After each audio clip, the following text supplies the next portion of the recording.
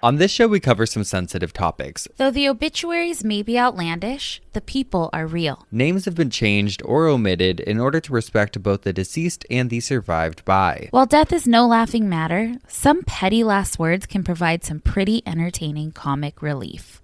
Welcome to Obituary.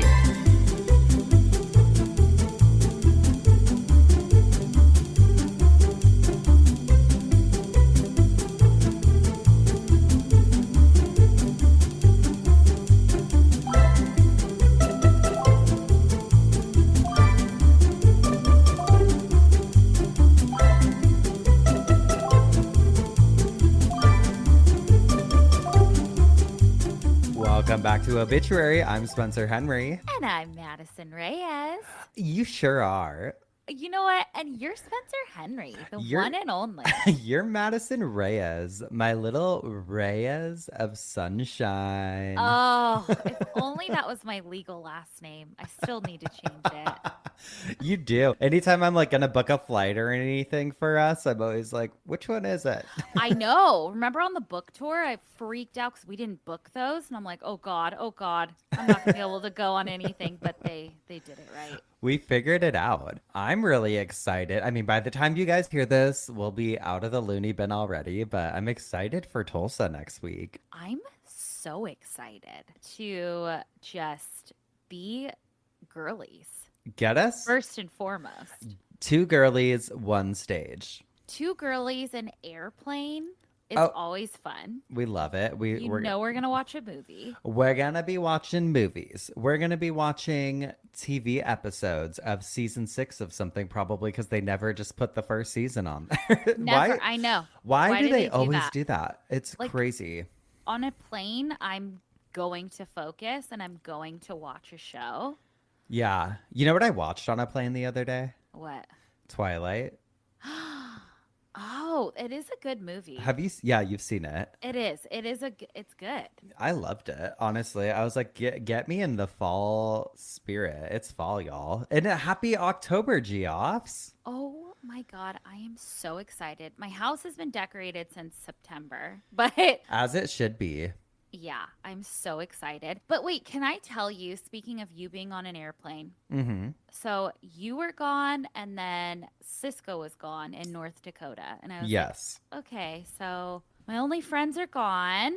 And I was like, okay, well, I'm going to rewatch season 11 of Beverly Hills Housewives, which was the Erica Jane drama of it all. But I also, and I'm not just saying this because of the show, I was like, just my period was about to start. I was feeling emotional and I was going through all of the bookmarks that I have saved on my computer. And guess what I did? And it made me feel so much better. Tell me. I read obituaries. Swear to God. Did you? Yes. Well, they are so uplifting. I love a good obituary. You know what? I almost think that we could probably start a podcast about them. I do think. Do you think people would like that? I think so. Some might. Not everyone. Yeah, not everyone. But some might. Okay, well, while you were doing that, I was here, there, and everywhere. You really Girlfriend. were. Oh my God. I have been around the world. I feel like I was on tour. Well, it started. So last time was right before I went to Vegas. That was 48 hours of just wild. I went to a club. You went to a club. I got videos of you at a club. But what I'm most jealous about is you saw The Wizard of Oz. Oh my God, at the Sphere, you guys, if you are in Vegas, you need to go see it. It is so worth it to do. It was so cool. And I was telling Madison, I was like, I haven't seen it in 25 plus years. And so hearing the messaging as an adult was so nice. And like, it was incredible. It was such a great experience. They reimagined it kind of like they had to expand it for it to fit the screen though. And so some of like the people you see on the sides, they'll have these like kind of fucked up AI faces. And I was laughing. Wait, remember that movie? And I know you've done cult leaders on this, but Yeah. remember you can like see somebody hanging or something. Allegedly, yeah. And there was like the Tin Man was poisoned by his makeup. There was like so many curses on that set. So like there's a cult leader episode about it. I think it was actually, it might have been the one that Tina Majorino came on. Oh yeah, I know we were like, just talking about her. Yeah. It was called like Hollywood Horror Stories with Tina Majorino. And so that is an episode of Cult Leader, my other podcast you guys can go find. But I was laughing too because we were at the club.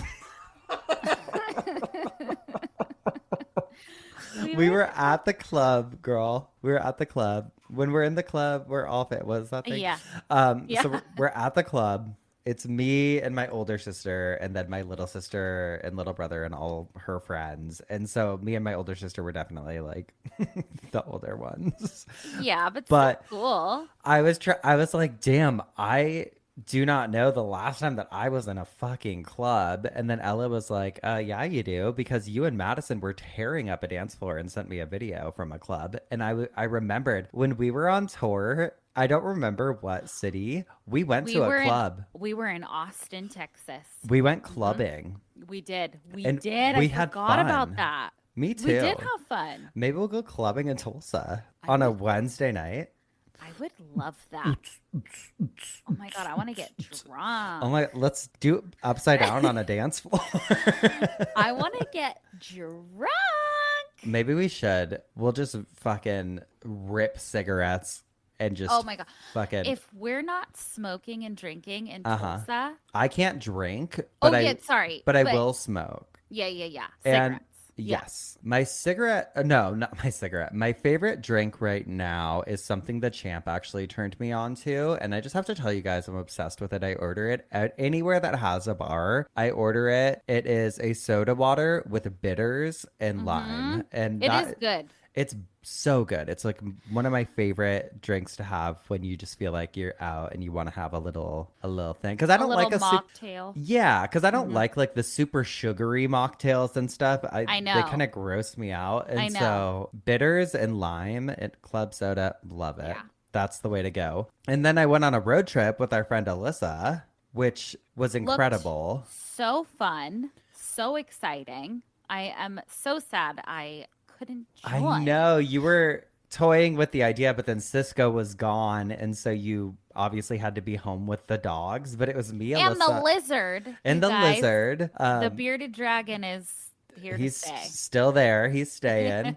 But we went through Flagstaff, Arizona was our first stop, and I had no idea where we were. And all of a sudden, it was super late at night when we were getting to the hotel, and I was like, are we in the mountains right now? Because you can't see on the drive. It was so fucking dark. But I had pulled off to get gas, and when I got into the hotel, I was like checking in, and I asked the lady who worked there, I said, excuse me, what kind of terrain are we in right now? And she's like, I would describe it as mountainous.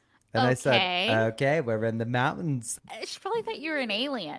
I probably am, like I never fully have felt part of society, so maybe. Yeah. But the next day we drove to Santa Fe, and I had never been to Santa Fe, New Mexico before, and it was incredible, and I want to go back so bad. We need to do a live show there or some sort of mini event or something. I would love to do that. That would be really cool. The food was fucking incredible. Wait. I want to go to Roswell. Yeah, I want to go to Roswell really bad. And we actually almost tied that into the road trip. But then the Champ was like, you cannot go to Roswell because I will be very jealous if you go without me. So that's going to have to be a couple's trip or something that we do. Okay. But Santa Fe was so cool. Got some good turquoise. Learned a lot about the city. Hell yeah. Loved it. You were at some cemeteries. Beautiful cemeteries. We were staying at this hotel, and when I was checking into the hotel, I overheard the receptionist was on the phone with somebody else. She was like, oh, please hold on. And she answered the phone. She said, oh, you're at the cemetery? Okay, we're just right across the road. And she hung up, and I was like, the cemetery. Cemetery, you know what to say. And I was like, is the cemetery cool? And she was like, probably not to her anymore, but she's like, I guess. And I was like, she's like, it's big. And I said, perfect. And so the next day we went and walked the cemetery, and it was absolutely beautiful. And then that night we drove to Amarillo. Hell yeah. Had never Cool. been to Amarillo, Texas before. Been a lot of places in Texas, never Amarillo. Didn't see much of it because we got in late that night and I also got hit with a really bad cold and I had been Uh-huh. driving for like 8 hours. I was just like fucking done. But the next day we were driving from there to Little Rock, Arkansas, but we stopped in Oklahoma City and I know Tulsa is just so cute, but I had never been to Oklahoma City before and I was like, oh my God, it was incredible. It was kind of like an arts district vibe, but Okay. like cute little vintage stores and coffee Oh, shops, which is all I need for me to think an area is cute. yeah. Did you get like a good shopping haul? Got a good shopping haul. And then not only did I get that, I ordered a Diet Coke at the restaurant that we had lunch at. Mm-hmm. Size of my fucking head. It was like in like a Oh, fishbowl Diet Coke. And God, love it. I was like, This is where I need to be. how much is a house here? Because Yeah. I'm trying to experience that. You know The what I mean? refrigerator fridge Uh-huh. cigarette. Yep. The The fridge Diet sig. Coke. Mm-hmm. I have to tell you, I didn't tell you this. So Cisco was in North Dakota and he was doing stuff at the university. He like did a lecture and he went around to the different art classes and did like one-on-ones with people. And he was talking about me and he was like, "Oh yeah, I'm like my wife has a podcast and whatever." And one of the students was a Geoff. No way. Yeah. Oh, And well, I was hope he didn't so say excited. anything dumb.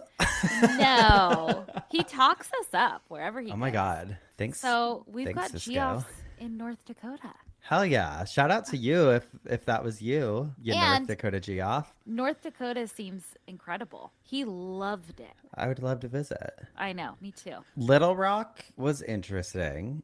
Okay, you. I told you we saw like a Proud Boys meetup and a man in a white power hat. Oh my God, it's so scary. I was gagged. I already talked about it to death on a Little Leader recently, but like, I don't want to say that to the state of Arkansas or Little Rock. There's fucking racism everywhere and there's Of bigotry course. everywhere, but it was like shocking. We went to a Target and I saw this guy wearing a fucking white power hat, and it was like in a little hotel district, so who knows where he's from even. But Yeah. like, it was just scary. I mean, because Yeah. especially I'm like, I was with Alyssa, me fucking gay as hell, holding my little chihuahua. I'm like, Oh shit, I forgot. I said, I think we need to just skedaddle. I don't think this is for us. We need to floor it the fuck out of here. I truly was like, I saw him and I saw his hat and I think he noticed and I just was like, Alyssa, let's go to the other side of the store. I was like avoiding, and I saw him checking out and I was like, I'm gonna go wait over here and wait until he is out of the store because I'm not trying to fucking be anywhere near him. Yeah. Just so fucking Something wrong with gross. people like that. You are The scum of the earth. scum of the earth. Yeah. You scum of the earth and you don't even deserve an obituary. Mm-hmm. That's what I say. I agree with that. You know what I'd say, actually? I'd say he was a real asshole, Madison. Oh, more than an asshole. Fucking idiot. I only have one asshole this week because it's kind of longer and Love a long asshole. you know what? Hey, buddy, why the long asshole? Okay, it says, am I the asshole for not honoring my wife's dying wish? Yes. Case solved. Case closed. No, it says 6 years ago, my wife passed away after a short illness. The day before she passed away, it seemed as though she may pull through. She said to me, if I die, you're not allowed to date. I laughed and promised I wouldn't. Oh, well, come on. Both of my daughters were there when she said it. That night, things went horribly downhill and she was gone by noon the next day. I've spent the last 6 years raising my girls and finally sent my youngest off to college in August. I've been involved in a few support groups for people who have lost spouses for the last few years, and earlier this year, I really connected with a woman who lost her husband around the same time. I wasn't looking for a relationship, but we have been on a few dates, and I've been trying to keep it concealed, at least in the meantime. We ended up going to a restaurant, and our server was one of my older daughter's friends from high school. She must have called or texted my daughter because last night my daughter called to scream at me and basically told me I was cheating on her mother mother, and I had no right to dishonor her request of me. I'm pretty furious she called me like that, and I had to hang up and told her I'd call her in the morning when I've had some time to reflect. Now all I can think of is how horrible I am for this. I'm 45 years old and I need companionship, but I don't want my daughters to think I'm spitting on their mother's grave. My wife's sister also texted me to tell me that my wife's request was unreasonable and unfair, and that her family is not going to judge me if I move on, and she would talk to my daughter about it. But I don't want to ruin the relationship with my kids over this, but I'm so torn. Am I the asshole for not honoring her request? No, that's unrealistic. Unrealistic, and it's selfish on anyone's part to be like, I don't want you to move on without me. Like, she was probably, people just say things too. Like, I don't think that's probably not what she really meant. Well, he added an edit that said, I want to clear up that when she said it, I did take it as a joke, and I think she was joking as well. The issue, as pointed out by a few, is that my kids were present and took it seriously. They were 14 and 12 at the time. She was hospitalized with severe pneumonia and had been on oxygen for 2 days. All signs were pointing to a full recovery, and it was during this time that she made the statement. None of us expected her to go downhill so quickly overnight. And then he added another update that said, I called my daughter this morning and asked her if I can come to her campus for breakfast with her. She goes to school an hour away, so it isn't a bad drive. But apparently my sister-in-law did talk to her last night and told her she was being irrational and unfair, and I deserve to be happy. My younger daughter, who also goes to school several hours away, also told my older daughter it's not a big deal and I'm allowed to live my life. We had breakfast, walked around her campus for a few hours, talked about her mom and how much we all loved her and miss her. Aww. We had some laughs and cries, and I told her I would never try to replace her mother, and anyone I date would have to get along with my girls. She's upset, which I acknowledged, but she agrees it's unreasonable to expect me to go the rest of my life alone. She apologized and genuinely felt bad she acted that way. I suggested we go to therapy together to work some of this out, but she's busy with school, so wouldn't be able to until winter break. I feel like I left with her understanding and really hope she won't hold this against me. I was not looking for a relationship, especially at a support group. We met in March, went on our first date in July, and have only been on 3 more since. We haven't even been intimate, so I'm not exactly sure where it's even going. Oh, this seems like such a sweet guy. I know. And 45 is fucking young. I know. He's a whole life ahead of him. And yeah, you do need companionship, and it's not replacing that other person. No, I think it's hard at any point in life. I mean, it's weirder to me. Not weird, like I'm not judging it, but it's always more, I guess, shocking for me to hear when someone's like, oh yeah, my dad died when I was 7 and my mom never dated again. I'm like, damn. Yeah. Because you have kind of this chance to have a whole second life. And like I think about how like after my dad died, when my mom remarried, like they had kids, and it was such like a blessing in my life to have this family that I have. And I'm like, I can't imagine where I would be if my mom had chosen not to ever be with somebody again after my dad. Yeah, totally. It doesn't have to be evil step parent, you know? Like No, it can it's like, be just adding to your life. Totally. Which, when you're dating in general, whether you have a family or whether you're by yourself, when you decide to start dating, it has to be somebody that you're like, oh my God, this person adds so much value to my life, whether it's not financially, but it ain't bad when they do. But Honey. like, honey, give it.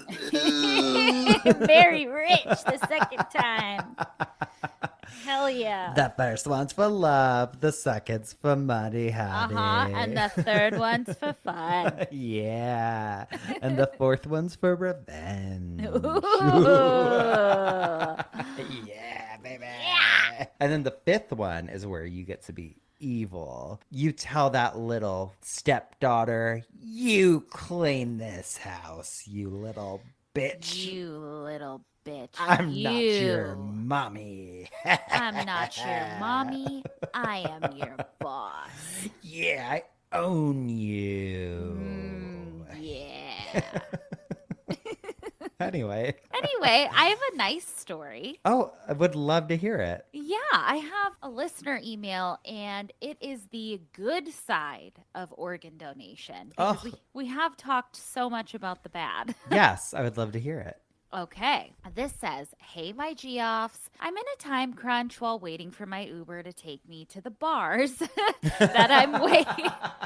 Hell yeah. I love that. And you said, I'm going to write to Madison and Spencer right now. That's amazing, I Geoff. love that. They say that I'm way too old to frequent, so I'll make this short. I've heard the most recent couple of episodes where you've discussed the dark side of organ donation, and I thought I would use this as a time to shout out the good it surprisingly can do for the grieving family. Let's which hear it. We completely agree with. We've Yep. done episodes on the good side. I lost my brother in February to a traumatic brain injury, but in his passing, we were able to donate his heart, lungs, pancreas, and both kidneys, and feel as though his passing gave meaning and hope. Although this was the worst experience I've ever been through, without the support of the donation team, the 72 hours we sat in the hospital waiting for testing and matches would have been something I don't think I could have survived. They would check in on us ever so often, give us our own special room to grieve in and to make decisions, and made sure we ate and slept while waiting for the unthinkable. Not only did they give us the option to pull the plug, sorry, dark sense of humor is what my brother thrived on,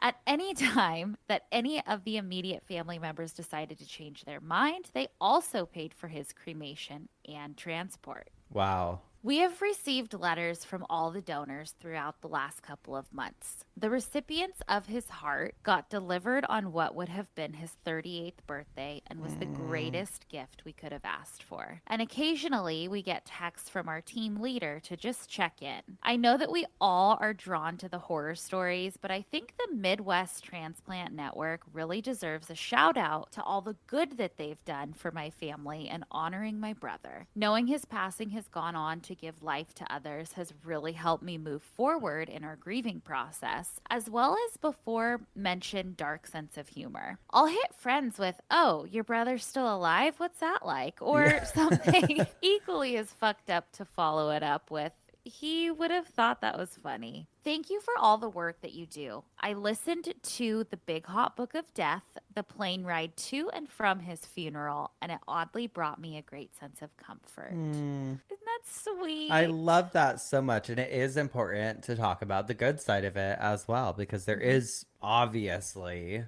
such a good side to it. But it's just when the greedy companies take advantage and it gets, kind of morbid. Yeah. But of course. Beautiful. Of course. Thanks so much for sharing that with us. I know. Thank you. And I'm not done talking. Oh. Because you're up first this week, which means I have a side bitch. Nope. Yeah.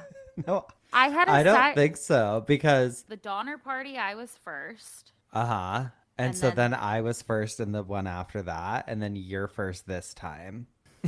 Perfect. Not a side bitch. And so you actually are done talking, sweetheart. Okay. I was so confused right now because I was like, what a transition. Okay, yeah, I guess Hell you will talk. Yeah, baby. I'm like, what else does she gotta say, honey? Let's hear it. I was trying to follow the rules. But I was wrong. So, Madison, you're up first this week. Perfect. And I have my side bitch for next week already. There you go. You did your homework ahead of time. Yeah. Well, listen, you're going to want to hear my side bitch because she is a gal after our own heart. And her name is Miss Harriet Galt. Okay. And this is from St. Louis, Missouri, March 4th, 1920, the St. Louis Star and Times. And it says, woman about 98 dies, keeping her age a secret.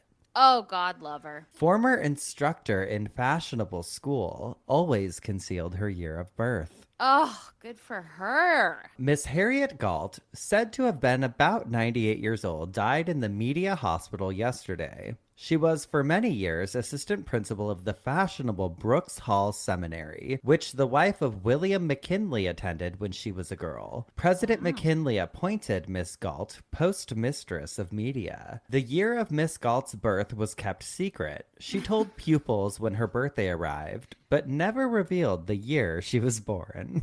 Good for her. I love her. Smart lady. Uh-huh. She's probably 200. She's probably 150. Honey, I just watched Twilight, okay? She's a vampire. She been around. Yeah. Who Was her skin knows? sparkling? Did she happen to sparkle in the sun? And did she happen to sing a song that... Remember he sings that song and he's like... No. Well, yeah, I don't. Robert Pattinson sings a song and it's in the movie and it's like... Well, Oh, that sounds good. thank you. You know, he's a great Batman. I will say that. Better than a vampire. He's a great man. I love Robert Pattinson. Oh, you Good heard guy. it here. Good guy. Robert Pattinson for president, girl. Fuck it. I don't know. Seems cool to me. God. Well, okay, so I am up first. Well, I can't wait to hear what had you spinning in your coffin this week, Madison. But first, we're going to take a quick break. And when we come back, we'll hear what had you spinning in your coffin this week, girly. Okay. We'll be right back. And we're back. What had you spinning in your coffin this week, girly? Alrighty, girlies. Do you remember way, way back we had an episode? Nope. Oh, well, yeah, you don't remember, but I'm going to tell you. We had an episode titled See Ya Later, Escalator. I sure do. Okay, that is where Spencer told us all about escalophobia, which is the fear of escalators. Yep. And after that episode, I think I truly developed a fear of them because everything you told us was awful. Sure. However, we have not covered the escalator's evil older sibling, the elevator. Dun, dun, dun. So if escalophobia freaked you guys out, I've got elevatophobia. Elevatophobia for you, okay? Girl, I don't get scared of things like that. Like, I don't know. Okay. I've never been like nervous in an elevator really or anything, but it is pretty scary in like a horror movie. Anytime there's a scene with an elevator, I'm always like, oh shit. Something bad's gonna happen. Yeah. Well, you're probably gonna be a little scared after this episode. And you know what? Speaking of that, because I never really got freaked out by elevators other than the human aspect. Like, I wouldn't ever get into an elevator with just like A weirdo. a weirdo. Like, Yeah. that scares me. But like it malfunctioning never really freaked me out. However, I did read on verywellmind.com. This was really interesting to me. It says, quote, elevators represent a number of situations that are common phobias, such as claustrophobia, fear of small spaces, acrophobia, which is fear of heights. But you know what else is, remember I told you when I was little and I had nightmares, what would always get me out of a nightmare was I knew to look for the elevator. Look for the elevator. Yeah, totally. That is something that you should probably explore. Like, why, you know? Helpful. It's helpful. I don't feel like it's bad. No, I know. But like, I wonder what the elevator represents. Or maybe it's just logical. Like, it'll It's just logic, get you out babe. of there. He's always been logical. He's living in reality, honey. All right. Well, it also represents basophobia, which is fear of falling, and then agoraphobia, which is fear of public and crowded spaces. So, and I never thought of an elevator that way. Like, there's so many phobias wrapped into one Yeah. thing with an elevator. I mean, escalators I still think are kind of scarier just because they're like, they just fucking munch you up. Yeah. But this like encompasses everything. Fear of falling, fear of heights, claustrophobia. Crazy. Have you seen the videos of that one guy who like gets in elevators and is just always saying weird shit? Yes, or those like prank shows. Yeah. It's like, Those are the best. yeah, they like put a coffin in there, like, oh, hold on, and then the like body falls out. Yeah. I love those. I love those too. Well, we've got some no pranks here. These are real stories. We got some no pranks for y'all this week, okay? No pranks, okay? No pranks. These are real. You're going to wish they were pranks, okay? I'm going to talk about the craziest deaths caused by elevators in a second, but I did want to give a quick little history on them because it is interesting and it's like kind of theatrical. So, You know when I don't like going to an elevator what? is when someone has an elevator in their house. Oh, yeah, They're always very weird and small, and that I'm trying to remember. It was not that long ago. well, yeah. When was the last time you were in an? Who do you know Oh, who has an like 2 months elevator? ago. Who has an elevator in their house? One of my really good friends did growing up, and Oh my then God. our friend Alyssa, like a month ago, Oh, the house sitting she she was was doing? house sitting for someone, and I went in the elevator there. Oh shit. They have an elevator? Mm-hmm. God, scary. Yeah. So, the history of elevators. Elevators obviously haven't always been these like pretty sleek or even smooth rides that we know of when we think of like the modern elevator. They started out basically as just like a pulley system with ropes and a platform. And if your rope gave out, like that was it, like you're fucked. Then in 1853, 1854, a man named Elisha Graves Otis invented something that was called it was like a safety device for the police. Girl, why did I rename him to Otis this whole time? Because I'm like, I can't say Alicia, girl. I don't know if I'm saying it right. This device that he invented is known as the safety elevator, and it basically is where, like, if the rope snapped, the platform that you were on wouldn't plummet. Like, it like had a little safety system. I'm thinking of this story of my mom and Olivia when they were in that hotel in New York. What? And the fire alarm went off and they ran out in the hallway. And my mom was like, we have to take the elevator. And Olivia's like, no, you take the stairs when there's a fire. And then like, my mom was all like ponytail and like loose pajama shirt. And some lady, like glamour puss, walked in the hallway, was like, excuse me, sir, do you know? Do you know what's going on? And my mom was like, sir. And I just remembered that. So I just. Oh my God. That's why I was laughing. Sorry. Sir? Oh God. Did Olivia die? Excuse me, sir. Do you know what's going on? God, I love that. I would be so mad. She thought your mom was a man with a ponytail. Yeah. God. And my mom was like a pretty woman. So it's She was beautiful, I know. But that makes it even funnier. I love that it was a glamour puss. Excuse me, sir. Do you know what's going on? Did your mom say something to her? I don't think she responded. God. Oh, shit. Okay, sorry. Remember when we were in Salem and the fire alarm went off at that hotel? That's cool. That wasn't that cool. I shot out of bed like, what the fuck? Earliest you've ever been up. Yeah. God. Okay, so Alicia Otis showed off his new invention and it was dramatic. So from everything that I've read, there are two versions of this story. The one that I think is the most accurate is that in 1854 at the New York Crystal Palace exhibition, which was basically like America's version of like London's Great Exhibition. Yes, I've attended frequently with my friends with elevators in their homes. Yes, darling. You're Darling. probably 200 years old. It's for the elite. Okay, so Otis rolled out on a platform that was high above a crowd, and he stood above everyone on this like elevator pulley system and yelled for the people producing this to cut the rope. And so everyone in the crowd screamed because they obviously thought that he was gonna fall to his death.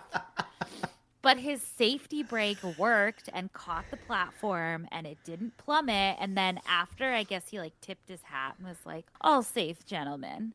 And so the other version that actually PBS had an article on said that Otis did this trick at P.T. Barnum's like traveling World's Fair in New York. That makes sense. That's where everyone was fucking showing shit. They're like, showing shit. You want to see something? But we have him to thank. I mean, it was dramatic, but like we have a safety system now with elevators. So Yeah. Who knows? All I know is that he did it somewhere and it seemed like a magic trick. But the first safety elevator was installed in 1857 for public use in New York. And he also founded the Otis Elevator Company And I read that someone from that company is who actually named escalators the escalator. So they're all related. Okay. Okay, but from there, the elevator evolved. By the 1880s, we had electric elevators, which I guess made being able to build skyscrapers possible, which I didn't even think about. I was looking into like where was the first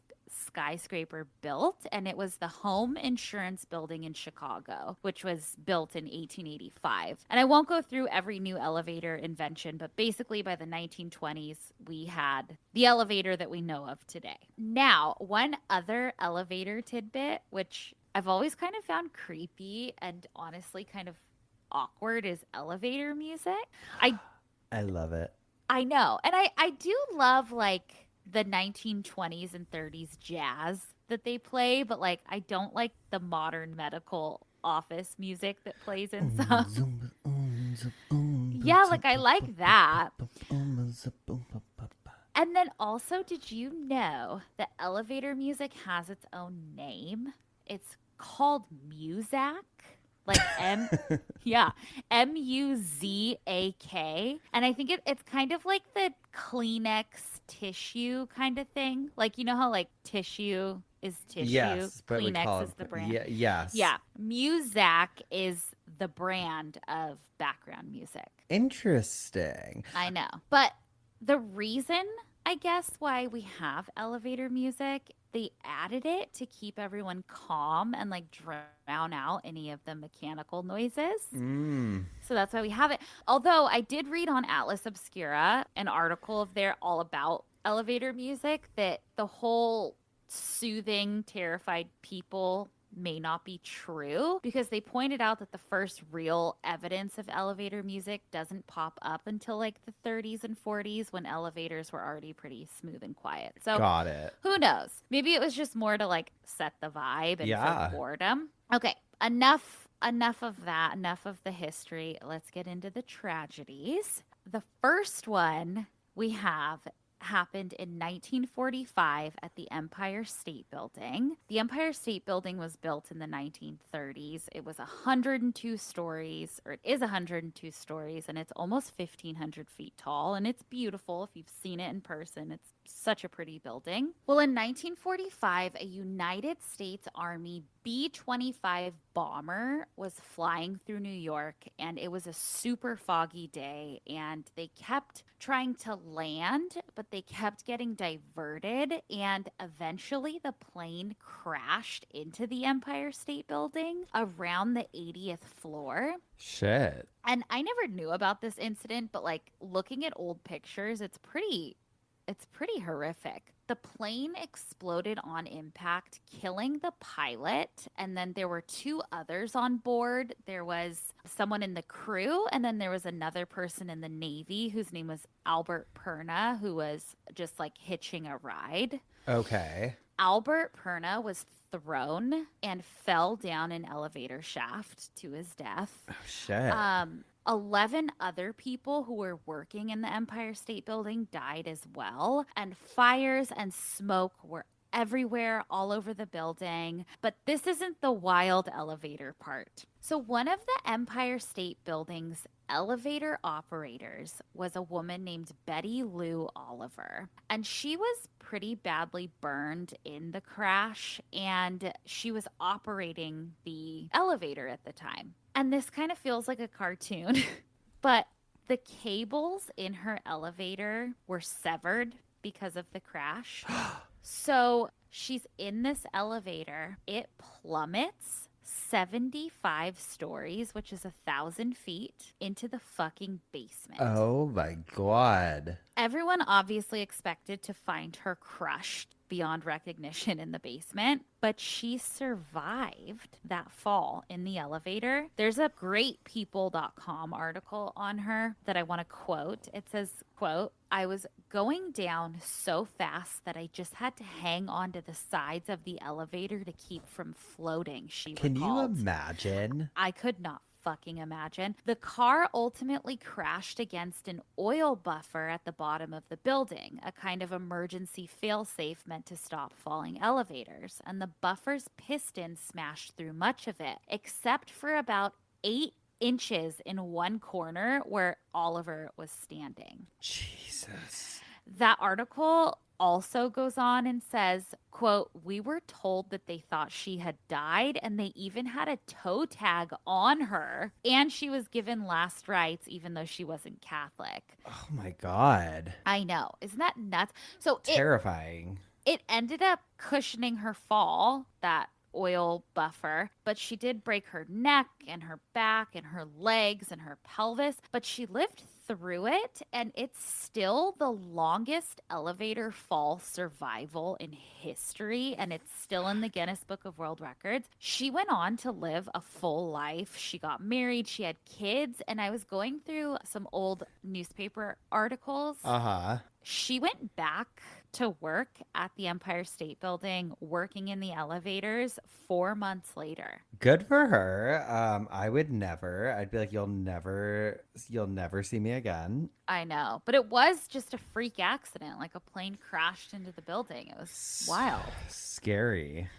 Even scarier is this incident that happened in 2003 in Houston, Texas. A 35-year-old surgical resident named Hitoshi Nikaido was heading into work at St. Joseph's Hospital. He was about to step into the elevator on the second floor to head up to the sixth floor. There was one other person already in the elevator, his colleague named Karen. I guess the doors were about to close and she saw him coming, so she hit the button to hold the doors for him. And I read in an article on this, a few, but one from this law firm that said that the elevator had issues or something in the past, recent days. And I guess they both kind of joked with each other, is this thing working today? And Karen was like, I hope so.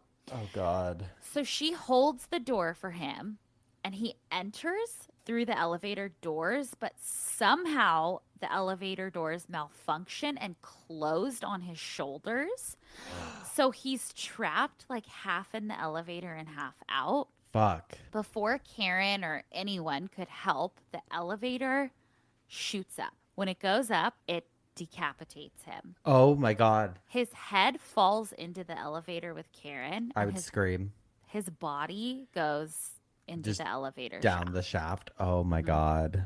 His body was dragged upward and out of sight into the shaft, and she was trapped in the elevator with his severed head. Fuck. Some articles say that she was in the elevator car for 20 minutes until firefighters arrived to help her get out, but then there's other articles that say that she was there for close to an hour with her coworker's head. I would lose my head. Terrible. Lose my mind. I know. Later investigations found wiring problems with the safety circuits that were supposed to prevent the elevator from moving while doors were open.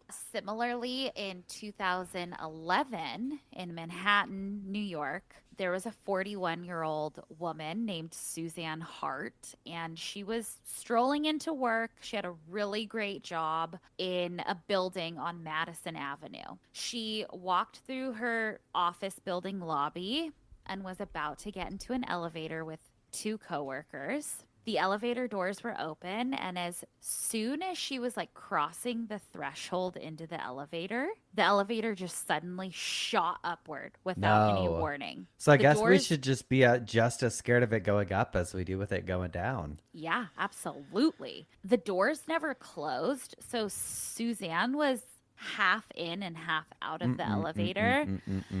She was pinned between the elevator shaft wall and the actual moving elevator car, and she was crushed pretty immediately, I believe. But because she was half in and half out, her coworkers who were standing right there in the elevator had to watch it all happen. They had to watch her take her last breaths, essentially. What's maybe even worse, I guess that she was so tightly pinned that it took emergency crews hours to remove her body. And I found an article from theobserver.com that I'll link that was a follow-up to this story that said, quote, "The City Department of Buildings and the Department of Investigation announced the findings today from their investigation into the deadly 2011 elevator accident at 285 Madison Avenue that killed Young and Rubicam executive Suzanne Hart in rather horrific fashion, and both agencies confirmed that maintenance workers failed to repair the elevator up to city safety standards days prior to the incident." Fuck, that's a lawsuit. Big time.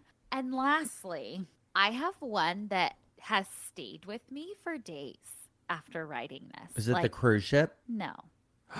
I've never heard of this. Okay. This is so psychologically traumatizing. This incident happened in 2016 in Xi'an, China. A woman, and the only reports, they don't give her name, they give her surname. So most of the reports just say Miss Wu.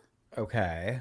So Miss Wu she was in her 40s. She lived alone in an apartment building in China, and she lived on the 15th floor. One day, she got into her building's elevator when it suddenly broke down between floors. So it just stopped in between floors, in between the 10th and the 11th floor. Luckily, it didn't drop or anything, and she was safe. She was just stuck inside. Okay. So repair workers are called to get it going again. Well, they come, and for some reason, they couldn't repair it.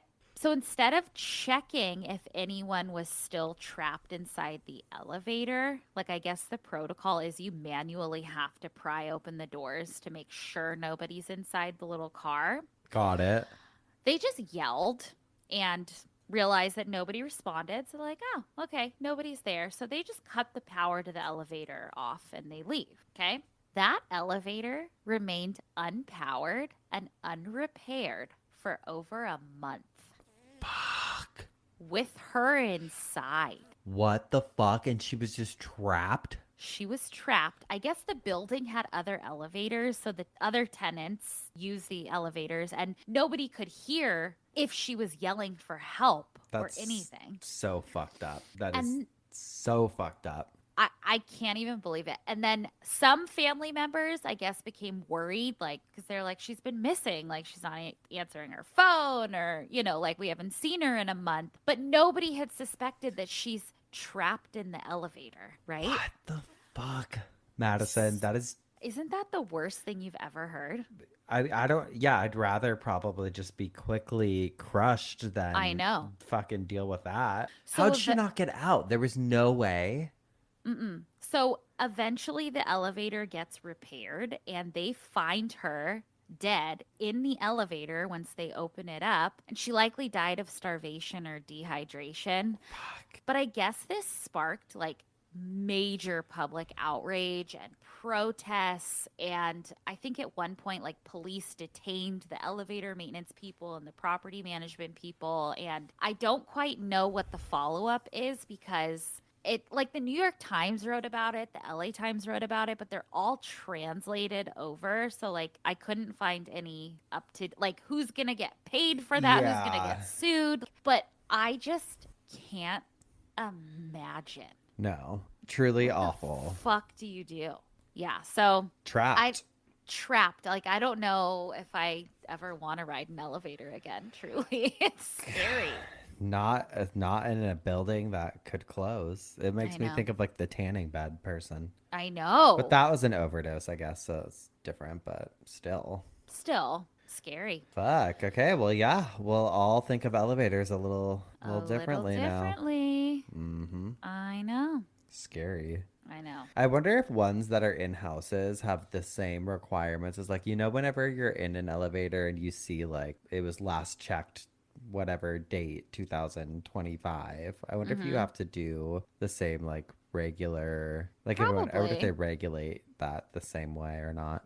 Yeah, I don't know. It is scary because it's technology is so advanced and so great and all of these things, but it's human error. Yeah. All of these seemed, except for the first one, that was just a tragic accident. But well, we're gonna go jump into an elevator and jump up and down and see what happens. But when we come back, I'll Perfect. tell you what had me spinning in my coffin this week. Alrighty.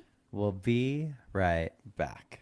And we're back. Spencer, what had you spinning in your coffin this week? Well, this week things took a turn, girly. Uh-oh. Geoffs, we know I live for a scandal. And Yes. whilst perusing the papers this week, I ended up finding myself enthralled in all of these wild ass stories. And so I collected some of them and have compiled a coffin spinner today that I would like to call Funeral Directors Gone Wild. Oh, God, here we go. That's right. I'm taking us through a few different stories of funeral directors that were up to no good. God, they never are, it seems like. Yeah. Okay. This first one comes from March 29th of 1990 from the Associated Press. It says, quote, funeral director arrested. Carrie, a funeral home director wanted by state and local authorities after he didn't clean up a Pitt County barn filled with human bones and other medical waste, was arrested on Wednesday. John Gray, 45, was hiding in a closet when deputies came to arrest him. God. Authorities had to climb through a window because Gray would not open the door, and he is now being held on $30,000 bond. God, just clean it up. Just clean out the barn, Yeah, John. What are you come thinking? on. And this next one comes from the Toronto Star from February 10th of 1962. And girl, he wasn't in trouble for what he was doing at work, but he was in trouble for the side hustle he had going on.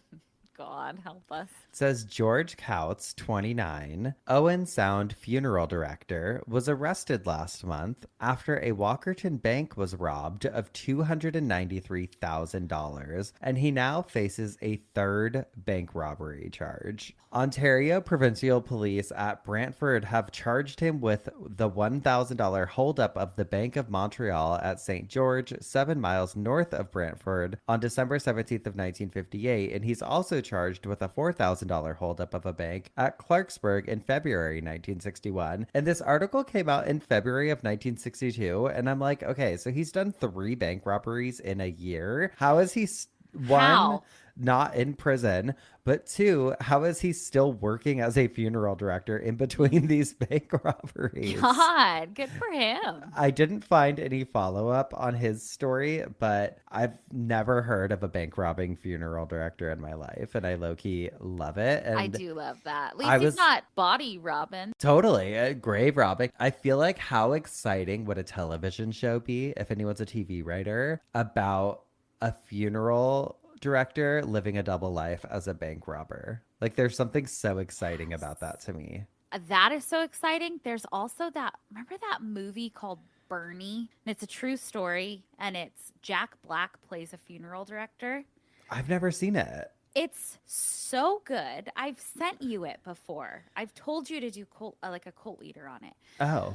But it actually could fit here, but he's a funeral director. And have you seen that? There's a sound that comes from that movie. It's like, yeah, she was a real bitch. Like, it's like those old women talking about that lady. Yes, I have. It's from that movie, Bernie. Okay. And he is like a beloved funeral director somewhere in the South.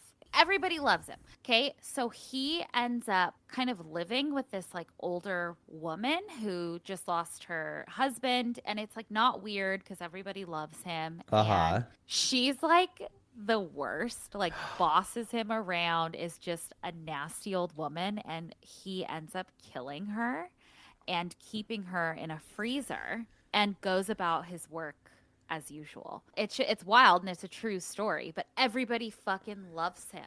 Damn. Yeah. Okay. Well, that does sound entertaining. I would love to watch that. You should. Yeah. Maybe we can watch it this week. We should. Mm-hmm. Maybe that'll be a plane watch. I'll bring a DVD. Ooh. Hi, we'd like to use your DVD player. Okay. Well, this next one's a little more recent. It's from September of 2017. which I guess was almost 10 years ago, but we don't need to talk about that. And this was published in the La Trobe Bulletin. And girl, it pissed me off. What?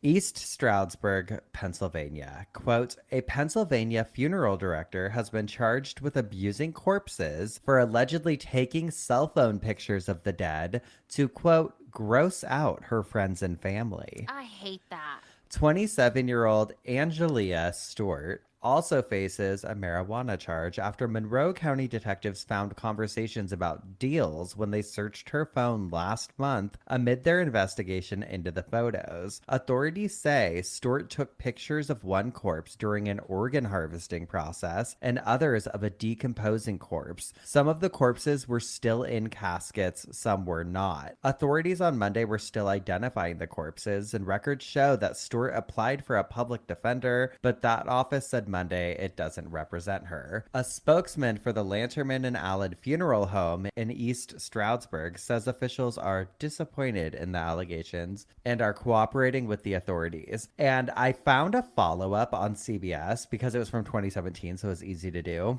And it said Angelia Stewart was sentenced Wednesday to 10 years probation after she pleaded guilty to 16 counts of abuse of a corpse, and she was also permanently barred from working in the funeral industry, which feels like a fair punishment. Like 10 years probation, you can't do anything else. Yeah. Stay off your bullshit and never work in the funeral industry again. Yeah. But if we're being so honest, on one hand, I was like, yeah, girl, I get it. Because, like, imagine if you were working with bodies and you just see something crazy. I could, like, oh my God, girl, look at this lady's mouth. Girl, look at her mouth, girl. I want to feel like I'm no better, or I am better, but yeah. But it's so disrespectful. I know. If, like, that was your family member, you would be like, you're the scum of the earth. Scum of the earth. And you need to be locked away forever. So I get that. I totally... Well, suck. I'd also be scared. I'm like, is this bitch gonna haunt me if I take a picture of them? Mm-hmm. And I just, I'm glad she got caught, but I also need to know how she got caught, because I'm like, did a coworker catch her? Did someone she send the pictures to turn her in? I read in one article that she had sent her boyfriend the pictures to gross him out. I'm like, did she cheat on him? And then he was like, ring, ring. Hi, I have a hot tip for you, police. Guess what your girl's doing? Like, I would love to know how she got caught. I feel like she seems like the type of person, though, too. It's like, it's just starting with that. Who knows what else she would have gotten into? I mean, truly. Like, would she start posing them to make them even crazier looking? Mm-hmm. Or, yeah. Not the job to do that. No. Now she's just haunted by a probation officer. Actually, she's probably done by now. Oh, no, not yet. No, she better be acting right. She's got at least 18 more months. Okay. Okay, this next story comes from the Rockingham Nation News from February 26th of 2009. And this is from Birmingham, Alabama. And it says, quote, a funeral director accused of leaving a woman's body to decay in a parked hearse after her relatives failed to pay the bill was arrested on a felony charge of abusing a corpse, police said Wednesday. Watson and Sons Funeral Home embalmed the remains of Edna Kathleen Woods, 52, after she died of natural causes in November of 2007, said Gadsden Police Sergeant Jeff Wright. Relatives wanted the body cremated, but failed to sign the necessary paperwork or pay the owner, Harold Watson Sr., he said. After storing the body at his funeral home for more than a year, Wright said that 76-year-old Watson decided to move it because he couldn't reach the family. Which I'm like, it's not the deceased's fault. I know. That their family isn't answering the phone or paying up. And I'm like, wouldn't it make more sense at that point to just cremate her, which is what they wanted anyway? Because I'm like, then it's a lot easier to store a little box of ashes than it is to fucking store a body. In a hearse? In a hearse. Like, there goes your hearse. The smell? First of all, the smell, girl. Second of all, the cleanup, the fluids, everything. You're clearly not that busy if you're not using the hearse. Yeah, that's what I want to know too. You just trying to get through that carpool lane? Yeah, he's just sick. Yeah, he's just propped her up. Now, do hearses, if they have a body in them, get to go through the carpool lane? That's an excellent question. There are two people in there technically. Can you carpool lane with a dead body? No. That's not right. They're still a human being. You should be allowed to. That's terrible, actually. I think you absolutely. Well, but you also have to think, what if someone is ashes? No, I'm talking full corpse. So if there's an intact or partially intact body in your car, Madison, as governor, you believe that they should have the right to use the carpool lane. Mm-hmm. Okay. I do. I agree. I absolutely do. I feel like you'd be a real dick to pull someone over in a hearse in a carpool lane.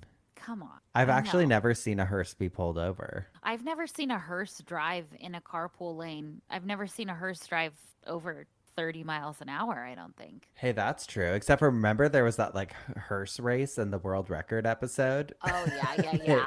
Those suckers were fucking flying. I'm saying in person. Yeah, in person now. They was going slow as hell. And I'm like, beep, beep, get out of my way. Move it. Get out of my procession. way.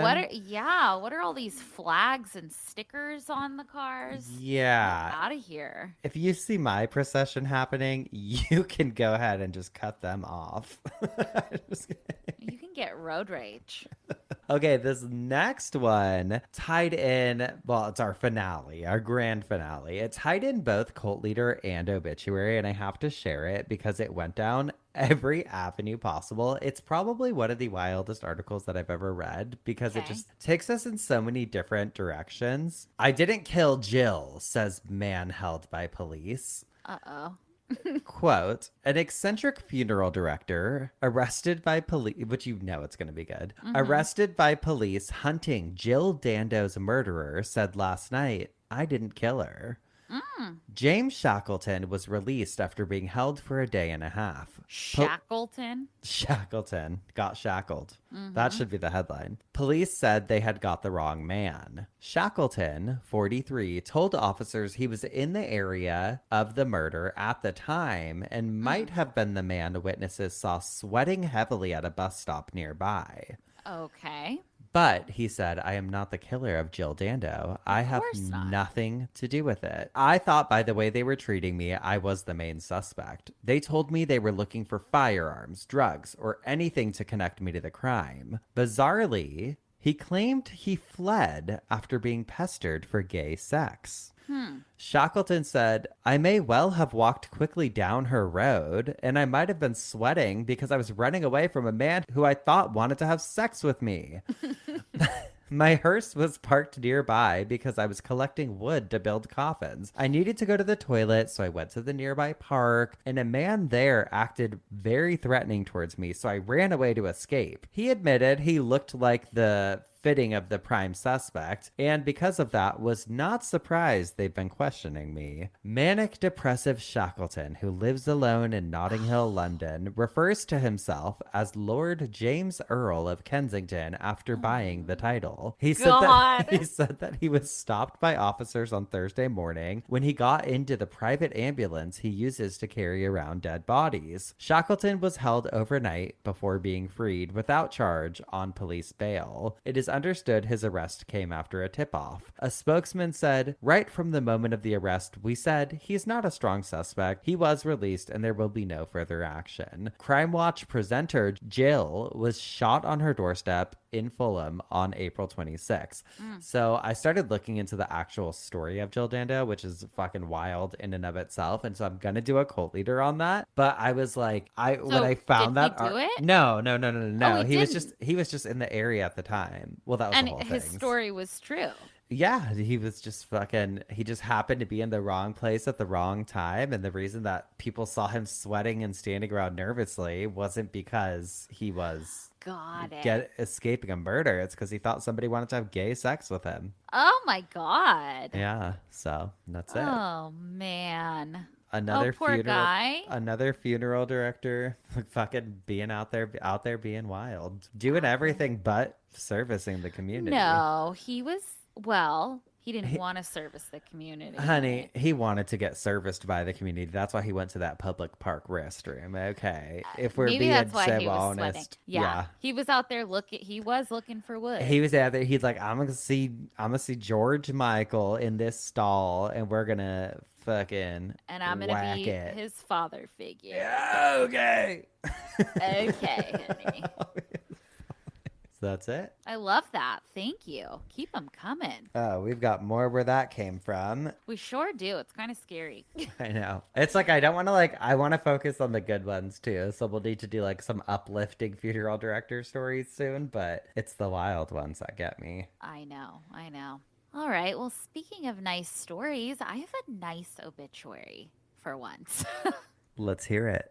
Very sweet one. This is for Betty, 79, beloved wife and mother extraordinaire, ended her battle with ovarian cancer on September 29th, 2014. Originally from Tennessee, she resided in Tampa for 63 years, where she fostered a lifelong interest in mystery novels and dark chocolate. She is survived by George, her husband of 61 years, who prefers westerns and butter pecan. Daughters Denise, spinster, Rhonda, grandchildren Sarah and Daniel, 5 great-grandchildren, her sister Gwen, who encouraged a fondness for peanut butter, and her brother Reverend Jesse, many beloved nieces and nephews, and adopted son Mike. A memorial service will be held Saturday at the First Church of God in Tampa, which she has attended for about 60 years, in spite of the inclusion of praise music and audio-video presentations.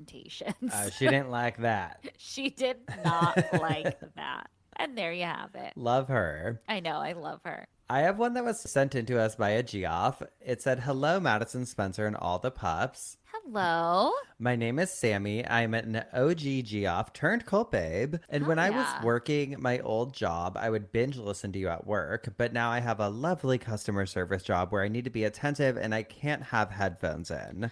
No, you don't. Come on. Come on. Just put one in. I would stop listening for a long period to let episodes build up so I could binge. And I usually would go back and forth between Cult Leader and Obituary. And somehow a year went by. Haven't listened to any episodes. Life's just been really happening. Come on. We felt the impact of that. And now, guess what? Now look at us. Now look at us. Old and ugly. Okay? And Hey. poor. Oh, no. I had to take a test to get certified and keep my job, and I don't test well, so that was scary for me. I got one of the worst migraines after I left the testing facility, but I passed. Oh, good.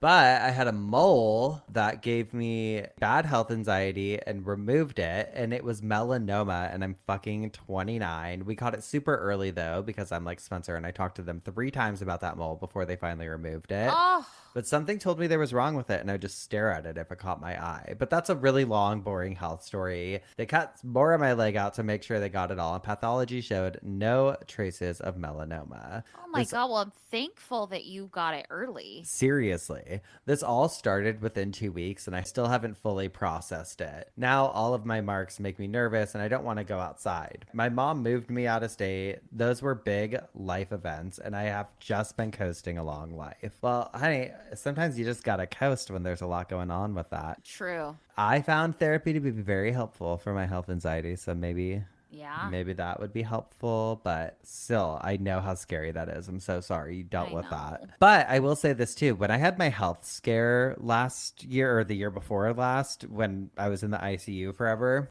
it was kind of like healing from my health anxiety a little bit, because I was like, I am on the brink of dying right now. And I felt like, okay. You were like tested for everything too. It was almost like you had a clean slate. Truly, yeah, because they gave me so many like fucking scans and like every blood test, and they're like, "Oh, you're healthy." I'm like, "What?" Yeah.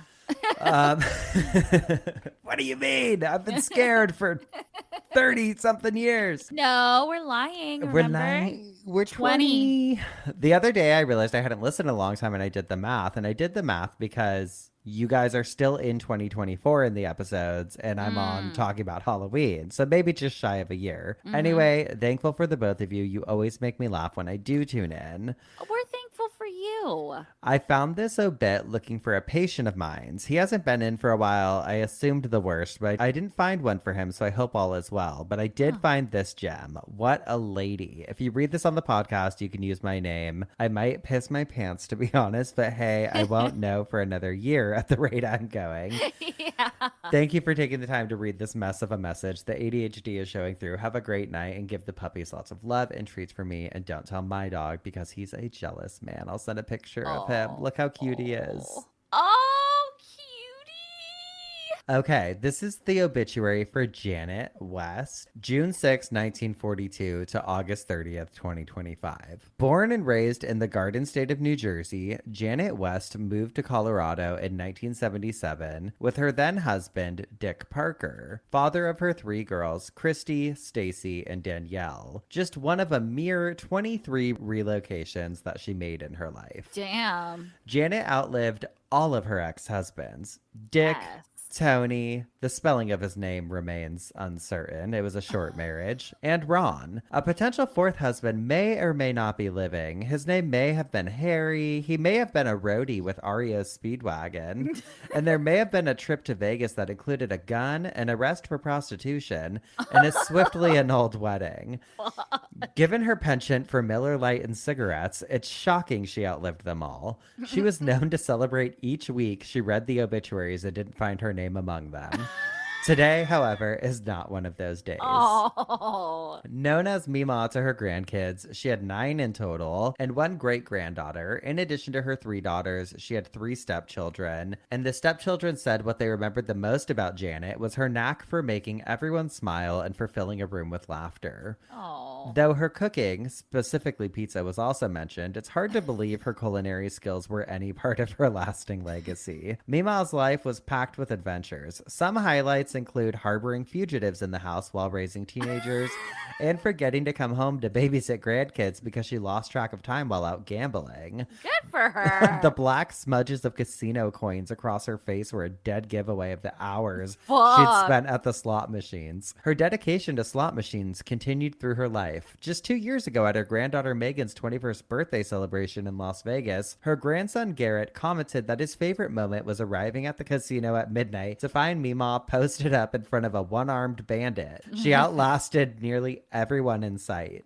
Her adventurous spirit was still on display for her 80th birthday when her family gathered in Rifle to celebrate. Mima's wish was to paraglide off Red Mountain in Glenwood Springs, and she did, soaring with the birds on her special day. Wow. Many of the grandkids participated as well. Mima leaves her grandchildren a wealth of cherished treasures, most notably her extensive t-shirt collection consisting of beer shirts, Halloween shirts, Weenie Dog shirts in honor of her beloved Weenie Dog, Fat Tina, and the ever-coveted combination Halloween Weenie Dog shirts. If you've read this far, hoping to learn about the obituary photo, here's the story. In the 80s, Janet and her best friend Marge were suspects in a rifle jewelry heist.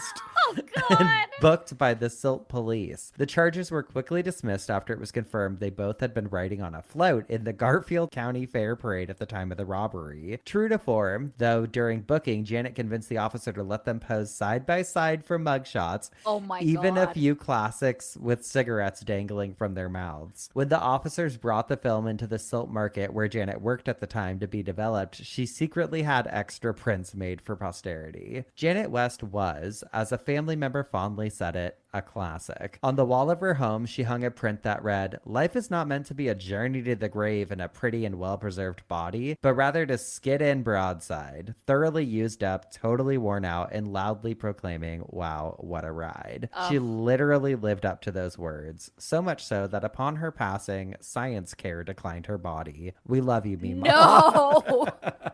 Oh, my God. I love her. She's a legend. Legendary. A classic. Wow. I want to live like her. And I'm honestly. happy she's in the obituary club now because I know. happy to have her. That is a great find. Like one that hasn't been picked up everywhere, you know? Seriously, thank you for that. I know. Thank you. And we're happy that you are healthy. Yes. To health and wealth, baby. And maybe you'll hear this sometime next year. Yes. Who knows? When you're Happy caught up. 2026. Yes.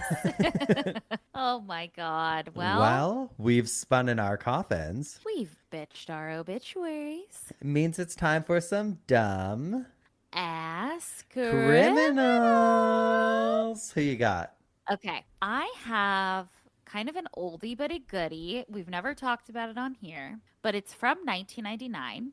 October 25th, 1999, actually. This happened in Austin, Texas. So around 2:37 in the morning, police get a noise complaint in a neighborhood about loud music. They show up to this house and what they find is not what they expected. Okay. Inside the house is a man. He's naked, sweaty. He's completely just lost in the music, okay? He's literally sitting in his living room just pounding on bongos, like just having the time of his life. No Wait. pants, no audience. I know it is. I know it is. Just him and the bongos, baby. Officers tell him to stop. He refuses. He shouts that they're breaking into his house. He fights the arrest, and eventually they take him to jail. The charges were drug possession and resisting arrest. Most of them were eventually dropped, but do we know who the man in question is? What's his phrase he says? All right. Yeah! Matthew McConaughey. Oh, I know Matthew McConaughey. I know my dad loves that one speech he did one time. Like he did like an uplifting speech. My dad used to make me watch it in the kitchen on his iPad. Oh my God. I love him. I have been revisiting like old celebrity crimes. Love him. And yeah, love, iconic. love. I know. When you said the bongos, I was like, hell yeah. The bongos. Would love to see it, honey. Honey, me Where's too. the body cam? All right. Okay, well, I have a gal who also refused to cover up, and this is a vintage article. Okay. Judge must rule on bikini suit. Oh. Quote, does the wearing of a bikini bathing suit in Palisades Amusement Park pool constitute a violation of the Fort Lee Ordinance against appearing in decent or lewd dress? That question will be decided next Thursday when the defendant, Miss Eileen McCarthy, 24, of 353 East 53rd Street in New York, is scheduled to appear for a hearing before Judge William Arsenan in Fort Lee Municipal Court. Miss McCarthy, a New York showgirl, was arrested yesterday afternoon at Palisades Amusement Park pool just as she prepared to take a plunge. Her appearance in the French-type bathing suit had caused a commotion among the more than 700 bathers after pool authorities had tried in vain to talk to the scantily clad mermaid into donning a swimsuit provided by the park. Fort Lee police were notified and they put Miss McCarthy under arrest. The unconventional bather was jailed for a short time and later released on $25 bail for appearance in court next Thursday. Let her live. Let her out in her itsy bitsy teeny weeny yellow polka dot bikini. I just love that she was like a little New York showgirl, and she's like, "Guess what, girls? I'm showing my knees. I'm showing them. I'm showing my ankles. I'm showing my knees, and you're gonna love it. You're gonna love it. Oh God. So she's not a dumbass. I think the pool was actually, and the authorities were dumbasses for arresting her. Let her let wear him a show bikini. some skin. Let Matthew play his bongos. Let them do it. You know, let them. Hello, maybe they all need to read a little Mel Robbins is what they know. need to do, and just let people. Let people. Let them. And we're gonna let you guys go because we gotta hang up these mics and get something to eat. Honey, I'm starving. And get on a plane, honey. We gotta get over to Oklahoma. Put us on stage. You want to talk about showgirls? You want to talk about life of a showgirl? It's right here, honey. And we're going to give you the razzle dazzle in Tulsa. Feathers. Glitter. Boas. Money. This comes out the day after, so perfect. We can say whatever. Yeah, just picture that's what happened and you missed it. Fire. Tectonics. Pyrotechnics. Oh. Tectonics are tectonic shifts in the earth when the earthquakes happen. Well, one of those too. Maybe that. It's a full sphere experience. They're saying it's better than the sphere, better than anyone's seen before. Your seats are gonna shake. Your seats are gonna shake. Apples Everyone's are gonna getting fall a car from the ceiling. Everyone's getting a car. It is. It's our winter. It's our extravaganza. Winter show. Yep. Look under your seat. Right now, look under your seat. Keys to a new house. Boop. Everyone gets a house and a car. Move that bus. Yeah, it's gonna be. I can't wait. Sorry if you missed it. You guys missed the fuck out if you did. All right. Well, that is where we're going to leave it for the week. But don't worry. As usual, we'll be back next week for some more coffin spinners.